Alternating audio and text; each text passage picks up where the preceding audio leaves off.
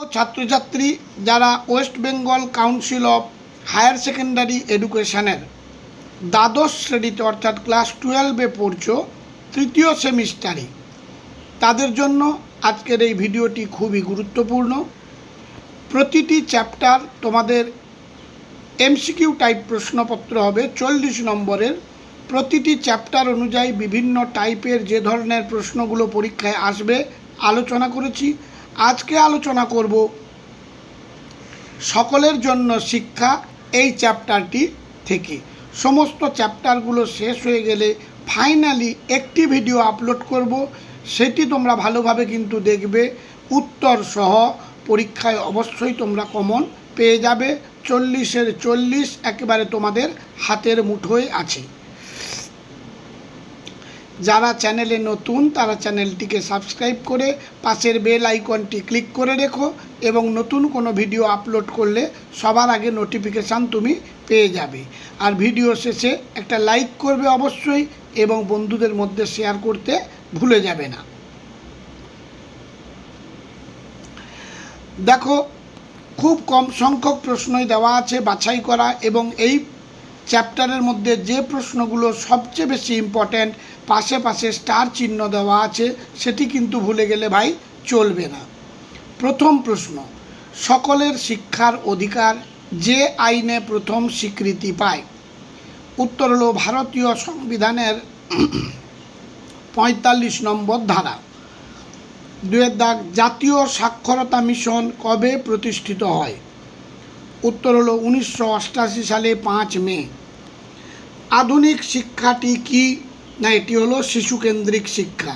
আর এই শিশুকেন্দ্রিক শিক্ষার জনক বলতে কাকে বলা হয়? রুশোকে বলা হয়। EFA পুরো কথা কি? Education for all. প্রতিটি শিশুকে 14 বছর পর্যন্ত বিদ্যালয়ে ধরে রাখতে হবে, একথা কোন বছর বলা হয়েছে? 1986 জাতীয় শিক্ষানীতিতে। অপচয় ও অনুন্নয়ন কোন শিক্ষা স্তরের উপর সর্বাধিক প্রভাব বিস্তার করে? উত্তর হলো প্রাথমিক শিক্ষা। সর্বোদয় সমাজ এর কথা কে বলেছিলেন? উত্তর হলো গান্ধীজি। নই তালিম এর প্রবর্তক কে? উত্তর হলো গান্ধীজি। বয়স্ক শিক্ষাকে সামাজিক শিক্ষা হিসেবে উল্লেখ করেছেন কে? মৌলানা আবুল কালাম আজাদ। বয়স্ক শিক্ষার অপর নাম কি? সামাজিক শিক্ষা।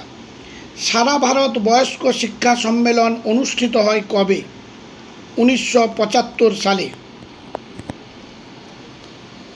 পরবর্তী প্রশ্ন দেখো, জাতীয় বয়স্ক শিক্ষা কর্মসূচি কার্যকর হয় কবে? 1978 সালে 2রা অক্টোবর। প্রশ্নটি ইম্পর্ট্যান্ট, স্টার চিহ্ন দেওয়া আছে, ভালোভাবে মনে রাখবে। জাতীয় সাক্ষরতা মিশন প্রতিষ্ঠিত হয় কোথায়? দিল্লিতে। এবারের পরীক্ষার প্রশ্নপত্র তোমাদের বিদ্যালয়ের শিক্ষক মহাশয়গণ করবেন না। এবার তোমাদের কাউন্সিল থেকে ক্লাস 10-এর মতো অন্য স্কুলে গিয়ে পরীক্ষা দিতে হবে, এবং প্রশ্নপত্র বোর্ড থেকেই আসবে। NLM পুরো কথাটি কি? National literacy mission. আন্তর্জাতিক সাক্ষরতা দিবস কবে পালিত হয়? 8 September. Right two education act বা শিক্ষার অধিকার আইন কবে চালু হয়েছে? 2010 সালে 1 জুন। সর্বশিক্ষা অভিযান কার্যকরী কর্মসূচি গ্রহণ করা হয় কবে? 2001 সালে। ইম্পর্ট্যান্ট। সর্বশিক্ষা অভিযান কর্মসূচি কার্যকর হয় কবে? 2002 সালে। ইচ ওয়ান টিচ ওয়ান স্লোগানটি কোন আন্দোলনের সাথে যুক্ত? উত্তর হলো শিক্ষা আন্দোলন। টোটাল লিটারেসি ক্যাম্পেইন বা পূর্ণ সাক্ষরতা অভিযান শুরু হয় কবে? 1990 সালে। বিশ্ব মানবাধিকার ঘোষিত হয় কবে? 1948 সালে।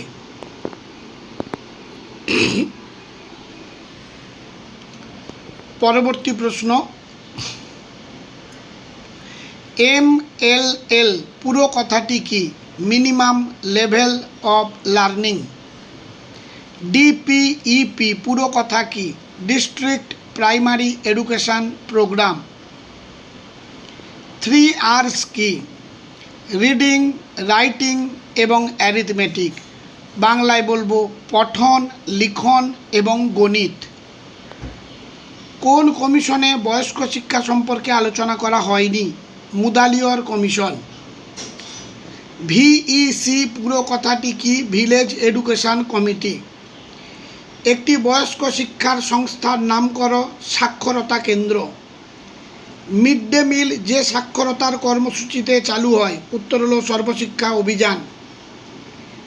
NAER পুরো কথাটি কি? National adult education programme. প্রতি বছর কবে সাক্ষরতা দিবস পালন করা হয়? উত্তর হলো 4 September. Each one teach one কথাটি কে বলেছেন? ডক্টর লাউব্যাক। CRC পুরো কথাটি কি? Cluster resource centre. 1988 খ্রিস্টাব্দে জাতীয় সাক্ষরতা মিশন উদ্ঘাটন করেন কে? ভারতের প্রাক্তন প্রধানমন্ত্রী রাজীব গান্ধী।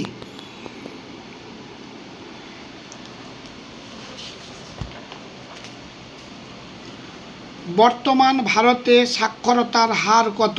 2011 সালের আদমশুমারি অনুযায়ী 74.04%।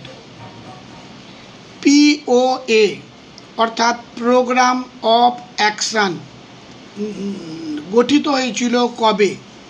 1992 খ্রিস্টাব্দে। অ্যাবাকাস কোন বিষয়ে শিক্ষার উপকরণ?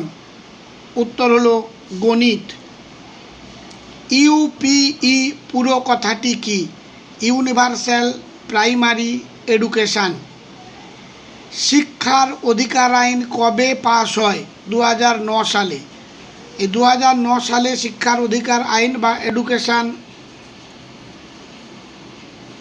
রাইট টু এডুকেশন অ্যাক্ট 2009 সালে পাস হয়েছে, কিন্তু কার্যকর হয়েছে 2010 সালে।